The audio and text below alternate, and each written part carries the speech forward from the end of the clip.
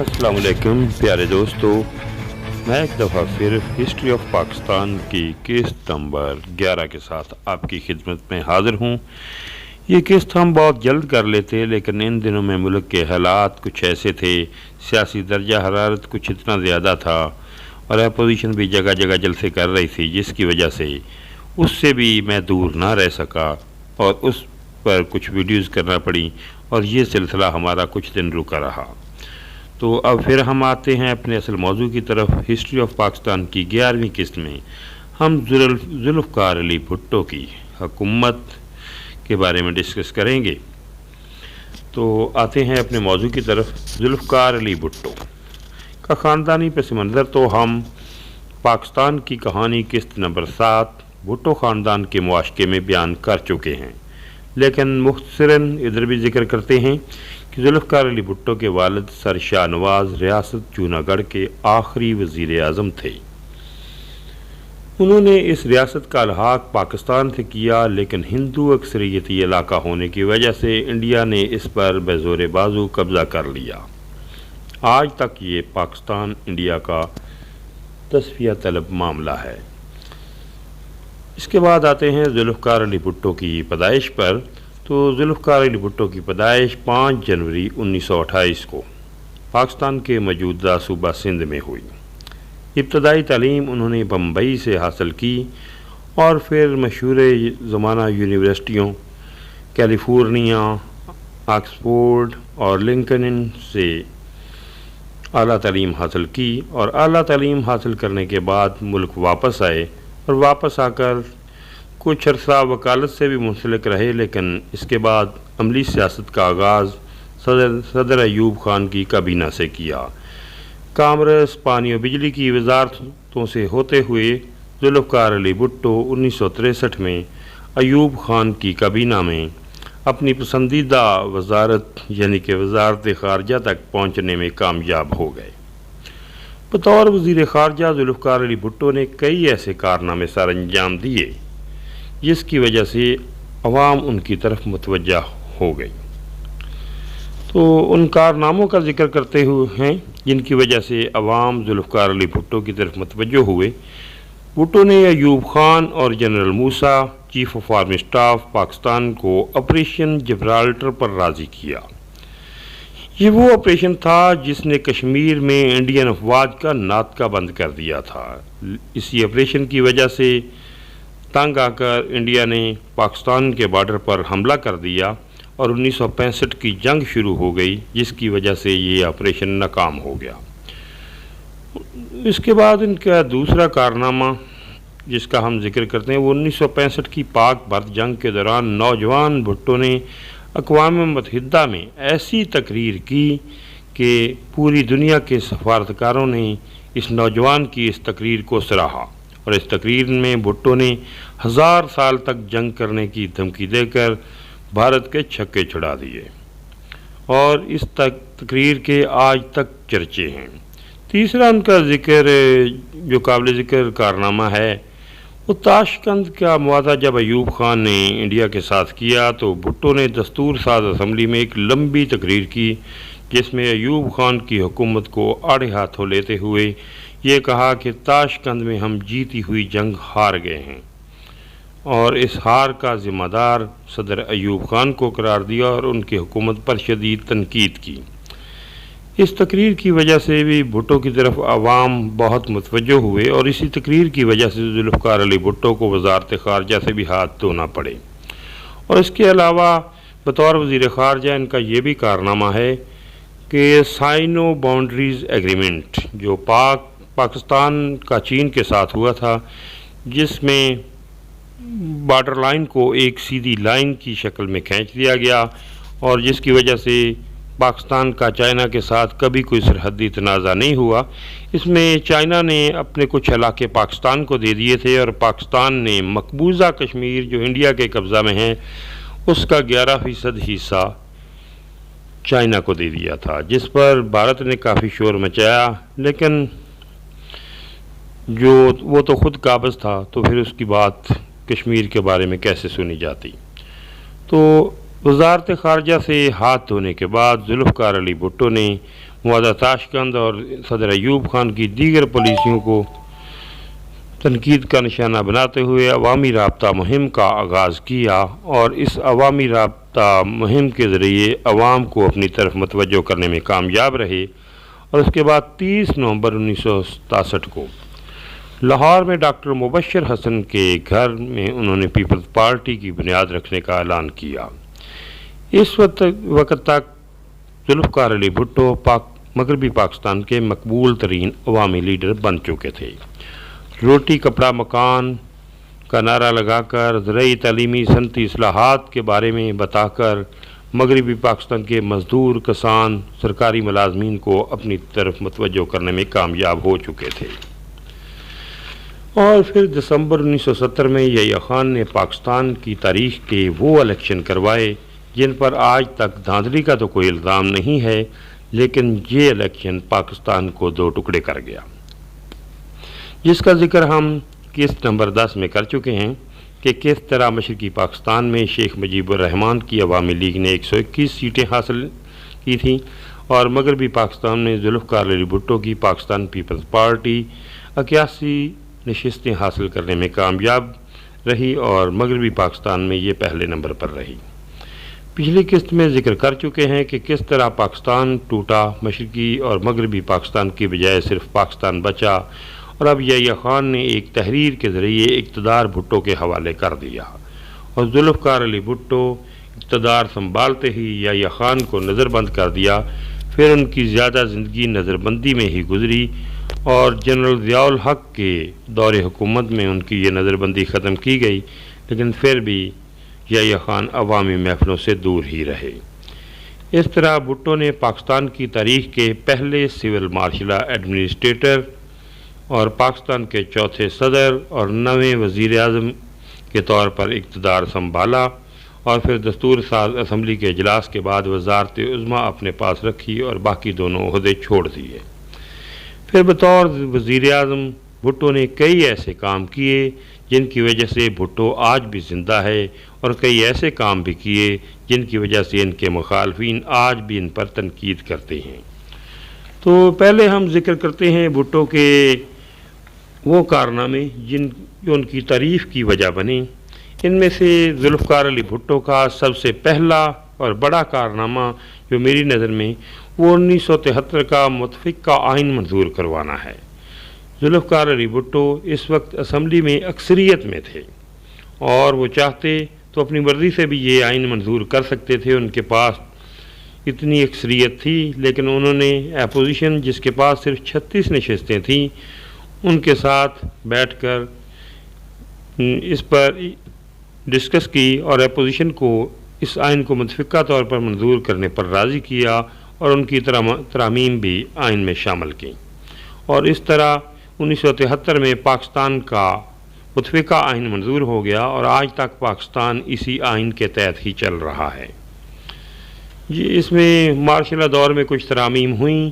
جو بعد میں 18ویں ترمیم میں سیٹل کر کے اس کو اس کی اصلی شکل میں بحال کر دیا گیا۔ ذوالفقار علی بھٹو کا دوسرا معاہدہ شملہ معاہدہ کے ذریعے انڈیا کے قبضہ سے 13,000 مربع کلومیٹر علاقہ واگزار کروانا ہے، اور 90,000 فوجی انڈیا کی قید سے رہا کروانا۔ شملہ معاہدے کے ذریعے ذوالفقار علی بھٹو نے 13,000 مربع کلومیٹر علاقہ اندرا گاندھی کو پاکستان کو واپس کرنے پر رضامند کر لیا، اور مذاکرات نے ذوالفقار علی بھٹو نے پہلی ڈیمانڈ ہی یہی کی تھی، اور اس کی وجہ یہ تھی کہ وہ ملک جن کے علاقوں پر قبضہ ہو جاتا ہے تو اگر وہ فوری طور پر نہ لے سکے تو یہ کام کافی لمبا ہو جاتا ہے، جس کی مثال اسرائیل نے عربوں کے جن علاقوں پر قبضہ کیا ہے اور فلسطین کے جن علاقوں پر قبضہ کیا ہے، آج تک اسرائیل نے وہ علاقے واپس نہیں کیے، وہ ابھی تک اس کے قبضہ میں ہیں۔ تو اس معاہدے میں شملہ معاہدے میں جو ہے اندرا گاندھی 90,000 فوجی واپس کرنے پر رضامند نہ ہوئی، جس کو بعد میں ذوالفقار علی بھٹو اقوام متحدہ میں لے گئے، اور چائنا کے ذریعے دباؤ ڈال کر بنگلہ دیش کو منظور نہ کرنے کی وجہ سے انڈیا پر دباؤ بڑھا کر انڈیا کو یہ فوجی رہا کرنے پر بھی راضی کر لیا۔ اور شملہ معاہدہ میں ہی ایک شک ہے جس کا ہم بعد میں ذکر کریں گے، ایسے کاموں میں کہ جن کی وجہ سے ذوالفقار علی بھٹو پر تنقید ہوتی ہے، وہ چیپٹر آگے آنے والا ہے۔ تو اس کے بعد ذوالفقار علی بھٹو کا سب سے بڑا کارنامہ جو ہے وہ 1974 میں دوسری سربراہی اسلامی سربراہی کانفرنس کا انعقاد پاکستان میں کروانا، اور یہ جو اب تک جتنی بھی اسلامی سربراہی کانفرنسز ہو چکی ہیں یہ ان میں سب سے مؤثر تھی، اور اس کو مؤثر بنانے میں ذوالفقار علی بھٹو کا اہم کردار تھا۔ اس کے سے پہلے بھی کانفرنس ایک ہو چکی تھی اور اس کے بعد بھی کئی ہوئی، لیکن یہ وہ واحد کانفرنس تھی جس کی وجہ سے یورپ اور امریکہ کی نیندیں حرام ہو گئی تھیں۔ اور کہنے والے کہتے ہیں کہ ذوالفقار علی بھٹو کو ہٹانے میں اس کانفرنس میں ان کے اہم رول کی وجہ سے بھی ان کو نمونہ عبرت بنایا گیا، اور اس کانفرنس کے تمام روئے رواں اس وقت تک تقریباً نشانہ عبرت بن چکے ہیں۔ اس کے بعد ان کا جو قابل تعریف کارنامہ ہے وہ مڈل ایسٹ میں پاکستان سے افرادی قوت بھجوانا ہے۔ لیبیا، شام میں حتیٰ کہ ان کی فوج میں پائلٹ اور فوجی بھی پاکستانیوں کو بھرتی کروایا گیا۔ اس کے علاوہ سعودی عرب اور متحدہ عرب امارات میں اتنے پاکستانی بھجوائے گئے کہ آج بھی 25 بلین امریکی ڈالر غیر ملکی زر مبادلہ کی آمدنی ہمیں بیرون ممالک سے ہی ہوتی ہے، جس میں اہم کردار اس وقت کے ذوالفقار علی بھٹو کے مڈل ایسٹ کے ملکوں سے کیے گئے معاہدوں کا ہے۔ اس کے بعد وزیر خارجہ کے طور پر جو انہوں نے کارنامہ سر انجام دیا، سائنو پاک باؤنڈری ایگریمنٹ، اس کا ہم پیچھے ذکر کر چکے ہیں۔ تو اس کے بعد ان کا اگلا کارنامہ ہے آزاد خارجہ پالیسی۔ ذوالفقار علی بھٹو نے جب پاکستان کی امریکہ نے 1971 کی پاک بھارت جنگ میں کوئی مدد نہ کی تو ذوالفقار علی بھٹو نے حکومت سنبھالتے ہی پاکستان کی طرف سے سیٹوں اور سینٹوں کے معاہدوں کو کالعدم قرار دے دیا، لیکن پاکستان کو ایک طاقتور اتحادی کی ضرورت تو بہرحال تھی، کیونکہ پاکستان ابھی اتنا طاقتور نہیں ہوا تھا کہ اپنے پاؤں پر کھڑا ہو کے انڈیا سے ٹکرا سکے۔ تو ذوالفقار علی بھٹو نے خارجہ پالیسی کو کیپٹلزم کی بجائے سوشلزم کی طرف ٹرانسفر کیا، اور وہ خود بھی سوشلزم خیالات کے حامل تھے، اور چائنا اور روس کے ساتھ اچھے تعلقات بنائے، اور امریکہ کی اثر رسوخ سے پاکستان کی خارجہ پالیسی کو کافی حد تک آزاد کروایا۔ اس کے بعد ان کا اگلا کارنامہ یہ ہے کہ ذوالفقار علی بھٹو کو father of Pakistan nuclear programme بھی کہا جاتا ہے۔ 1972 میں ملتان میں پاکستان کے اہم سائنسدانوں سے ایک میٹنگ کی گئی، اور اس میں ذوالفقار علی بھٹو نے کہا کہ انڈیا ایٹمی دھماکہ کے بالکل قریب ہے اور ہمیں بھی نیوکلیئر طاقت بننا ہے۔ تو سائنسدانوں کو انہوں نے پوچھا کہ میں چاہتا ہوں کہ 3 سال میں ہم نیوکلیئر پاور بن جائیں، کیونکہ ذوالفقار علی بھٹو کو ایسی اطلاعات تھیں کہ تقریباً 2 یا 3 سال میں انڈیا دھماکہ کرنے والا ہے۔ تو سائنسدانوں نے کہا کہ ہمیں اگر پوری سہولتیں مہیا کی جائیں تو ہم 3 سالوں میں ایٹم بم بنا لیں گے۔ تو جس پر ذوالفقار علی بھٹو نے ان سے وعدہ کیا، اور ڈاکٹر عبدالاسلام کو پاکستان کے آغاز میں ایٹمی پروگرام میں شامل کیا۔ اس سے پہلے ڈاکٹر منیر پاکستان کے نیوکلیئر پروگرام کے انچارج تھے، لیکن وہ اس کو صرف پرامن ایٹمی پروگرام کے طور پر ہی رکھنا چاہتے تھے۔ تو ان کو غیر مؤثر کر کے ڈاکٹر عبدالاسلام کو اور بعد میں ڈاکٹر عبدالقدیر کو شامل کر کے یہ پاکستان کو نیوکلیئر پاور بنایا گیا، جس پہ ہم ایک علیحدہ ویلاگ کریں گے۔ بہرحال اس کا آغاز کرنے والے ذوالفقار علی بھٹو تھے، جو بعد میں کیسے مکمل ہوا اس پہ ایک علیحدہ ویلاگ کریں گے۔ اور اس کے بعد جو انہوں نے ایک اہم کارنامہ سر انجام دیا وہ احمدیوں کو غیر مسلم قرار دینا تھا۔ احمدیوں کچھ ایسے عقائد کی وجہ سے مسلمانوں میں ہی مکس اپ ہو چکے تھے، پوری دنیا میں وہ ان کی کوئی علیحدہ شناخت نہیں۔ یہ پاکستان کا بہت بڑا کارنامہ ہے کہ ان کی ایک علیحدہ شناخت ڈکلیئر کی گئی ہے، کیونکہ احمدیوں میں یہ مسئلہ ہے کہ وہ ختم نبوت پہ یقین نہیں رکھتے، اور ہم مسلمانوں کا عقیدہ ہے کہ جب تک کوئی نبی آخر الزماں حضرت محمد صلی اللہ علیہ وآلہ وسلم کو اپنا آخری نبی نہیں مانتا، اس وقت تک اس کا ایمان مکمل نہیں ہوتا اور وہ مسلمان نہیں ہوتا۔ تو اس طرح احمدیوں کو غیر مسلم قرار دیا گیا، کیونکہ وہ حضرت محمد صلی اللہ علیہ وسلم کو آخری نبی نہیں مانتے تھے، بلکہ ان کے بعد وہ کہتے تھے کہ یہ مرزا غلام احمد قادیانی جو ہیں یہ ہمارے آخری نبی ہیں۔ تو اس کے بعد ان کا جو سب سے بیسٹ کارنامہ جس نے ملک کو ترقی کی طرف رواں دواں کیا، وہ تجارت، تعلیم، صحت اور زرعی اصلاحات ہیں۔ تو بینکوں میں ان کے دور میں 75% اضافہ ہوا، بینک برانچز میں 15% آمدنی میں اضافہ ہوا اور 20% صنعتی پیداوار میں اضافہ ہوا۔ سوشل سیکیورٹی فنڈ جس کے ذریعے مزدوروں کا مفت علاج شروع ہوا، اس میں 20% اضافہ کیا گیا۔ ذوالفقار علی بھٹو کے دور میں 6000 ایلیمنٹری اسکول قائم ہوئے، 9000 مڈل اسکول قائم ہوئے، 407 ہائی اسکول بنے۔ ان کے دور میں علامہ اقبال اوپن یونیورسٹی کا آغاز کیا گیا، اس کے علاوہ قائد اعظم یونیورسٹی بنائی گئی۔ علامہ اقبال میڈیکل کالج کا قیام عمل میں آیا، اور اس کے علاوہ 51 انٹر کالج بنائے گئے، 21 جونیئر کالج بنائے گئے۔ مطالعہ پاکستان اور اسلامیات کو میٹرک تک لازمی مضامین قرار دیا گیا۔ اس کے بعد ذوالفقار علی بھٹو کہ وہ کام جو ان کے لیے نقصان یا تنقید کا باعث بنے، شیخ مجیب الرحمن کو حکومت نہ بنانے دینا، اور ان پہ تنقید کا سب سے بڑا سبب ہے، جس کی وجہ سے ذوالفقار علی بھٹو پر یہ بھی الزام لگتا ہے کہ انہوں نے پاکستان توڑا، اور اس کے لیے ایک بیان کوٹ کیا جاتا ہے کہ ذوالفقار علی بھٹو نے کہا کہ ادھر ہم ادھر تم، لیکن یہ بات حقیقت پر مبنی نہیں ہے۔ لیکن جو بات عام ہو جائے اس کو اب کون تبدیل کرے۔ ذوالفقار علی بھٹو نے روزنامہ آزاد کو ایک انٹرویو دیا تھا، تو اس انٹرویو کا جو انہوں نے مفہوم چھاپا، اس کا مطلب انہوں نے سرخی یہ لگائی کہ ادھر ہم ادھر تم۔ تو اس کے جو ایڈیٹر ہیں انہوں نے کئی دفعہ اطہر عباس انٹرویو میں یہ بات کلیئر کرنے کی کوشش کی کہ ذوالفقار علی بھٹو نے یہ نہیں کہا تھا، یہ ہم نے مفہوم نکالا تھا، لیکن اب پچھتائے کیا ہو جب چڑیاں چگ گئیں کھیت۔ تو اگلے دن ذوالفقار علی بھٹو نے اخبار میں ایک بیان بھی دیا تھا، نہ میں نہ تم، ہم دونوں اور ایک پاکستان۔ تو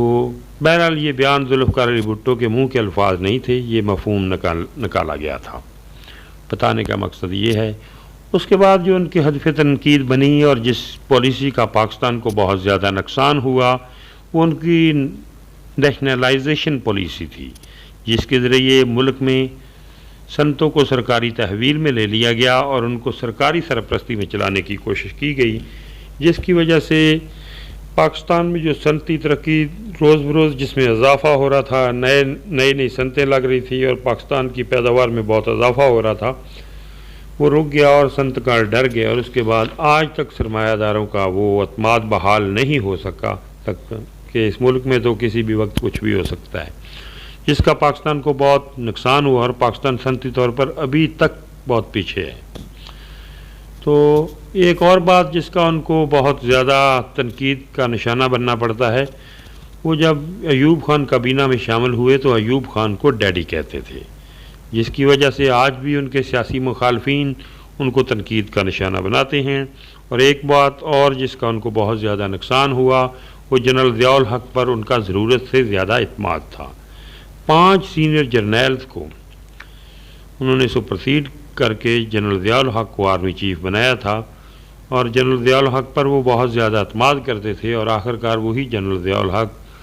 ان کی حکومت توڑنے کا، ان کو جیل بھجوانے کا اور ان کی سزائے موت تک کے ذمہ دار ہیں، کیونکہ وہ اس وقت صدر پاکستان تھے اور ان کے پاس یہ پاور تھی کہ وہ ان کی پھانسی کو مؤخر کر کے عمر قید میں بدل سکتے تھے۔ اس کے بعد اسٹیل مل کو لانا تو قابل تعریف ہے، لیکن اس اسٹیل مل کو سرکاری تحویل میں چلانا جو ہے پاکستان کے لیے بہت نقصان دہ ثابت ہوا، اور آج تک ہم کراچی اسٹیل مل کو خساروں سے ہی نہیں نکال سکے، اور اب وہ چل بھی رہی ہے تو نہ چلنے کے برابر، اور یہ سفید ہاتھی بن چکی جو ہر سال پاکستان کے اربوں روپے کھا رہی ہے۔ 1971 میں ملٹری آپریشن ٹکا خان کی قیادت میں ایک بلوچستان میں کیا گیا۔ یہ آپریشن بھی ذوالفقار علی بھٹو پر تنقید کا بڑا سبب بنتا ہے۔ اس آپریشن میں 3300 فوجی جوان شہید ہوئے اور 5300 بلوچ باشندے اس آپریشن میں مارے گئے، شہید ہوئے۔ ہمارے مسلمان بھائی ہیں، وہ بھی، میں تو کہتا ہوں کہ وہ بھی شہید ہوئے۔ اس جنگ میں عراق نے بلوچوں کی مدد کی اور ان کو سپورٹ کیا، اور ایران نے پاکستانی گورنمنٹ کی مدد کی، اور جس کی وجہ سے بعد میں ایک الزام ذوالفقار علی بھٹو پر یہ بھی ہے کہ انہوں نے ISI کے ذریعے عراق کی نیوکلیئر پروگرام کی انفارمیشن حاصل کر کے اسرائیل کو دی، اور اس انفارمیشن پر اسرائیل نے اس ایٹمی پروگرام کو تباہ کیا۔ لیکن میرے پاس اس بات کا کوئی ثبوت نہیں، یہ جو بات میں نے سنی ہے ویسے آپ کو بتا دی ہے۔ یہ کافی بڑا الزام ہے، میں اس کی کوئی تصدیق یا تردید نہیں کرتا، میں بتا رہا ہوں کہ یہ سنی سنائی بات ہے، اس میں حقیقت کیا ہے میں نہیں جانتا۔ اور اس کے بعد 1973 میں اس آپریشن کے بعد اس وقت بلوچستان میں نیشنل عوامی پارٹی کی حکومت تھی۔ اس حکومت کو بلوچستان کی یعنی کہ جو صوبائی گورنمنٹ تھی، اس کو علیحدگی پسند تنظیموں کی مدد کا الزام لگا کر ڈسمس کر دیا۔ یہ نیشنل عوامی پارٹی کی حکومت تھی جس پر بعد میں پابندی لگا دی گئی، اور اب یہ عوامی نیشنل پارٹی کے طور پر پاکستان میں اپنا کردار ادا کر رہی ہے۔ اور اس کے بعد پیچھے ذکر کیا تھا شملہ معاہدہ کا۔ شملہ معاہدہ میں یہ شک ایک تسلیم کر لی گئی تھی کہ کشمیر کا تنازع مل کر باہمی مذاکرات کے ذریعے حل کیا جائے گا۔ تو اب جب بھی اقوام متحدہ کی قراردادوں کے مطابق ہم مسئلہ کشمیر حل کرنے کی بات کرتے ہیں تو انڈیا آگے سے شملہ معاہدہ کی یہ شک نکال کے کہتا ہے نہیں، یہ تو بائیلیٹرل ایشو ہے، اس میں تیسری کوئی طاقت دخل ہی نہیں دے سکتی، یہ تو باہمی مذاکرات سے حل کریں گے۔ اور باہمی مذاکرات سے بھی اس نے آج تک اس مسئلے کو حل کرنے کی کبھی کوشش نہیں کی۔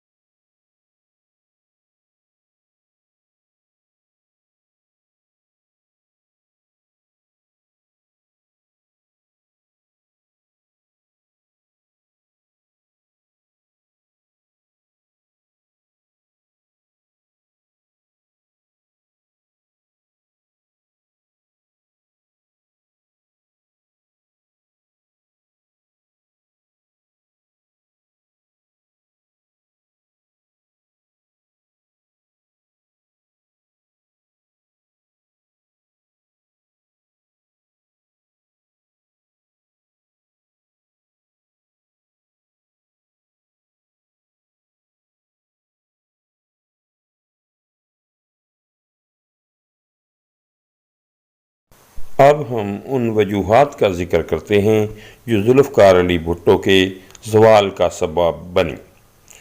ذوالفقار علی بھٹو کے زوال کا سبب بننے والی سب سے جو اہم اور بڑی وجہ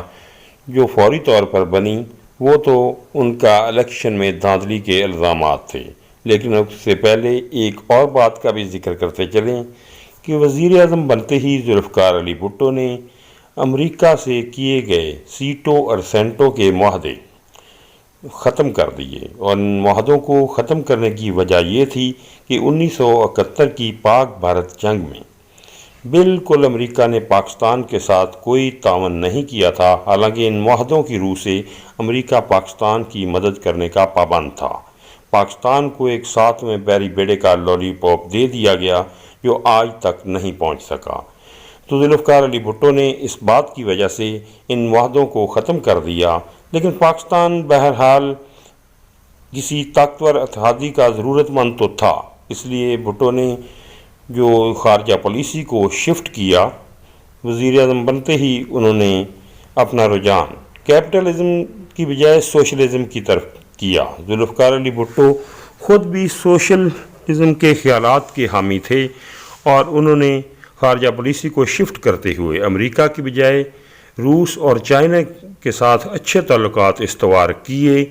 اور یہ پاکستان میں سوشلزم کا نظام پہلی دفعہ آزمایا جا رہا تھا، شاید اس لیے یہ پمپ نہ سکا، پاکستان میں اس کو اتنی کامیابی حاصل نہ ہوئی، لیکن چائنا سے اس وقت کے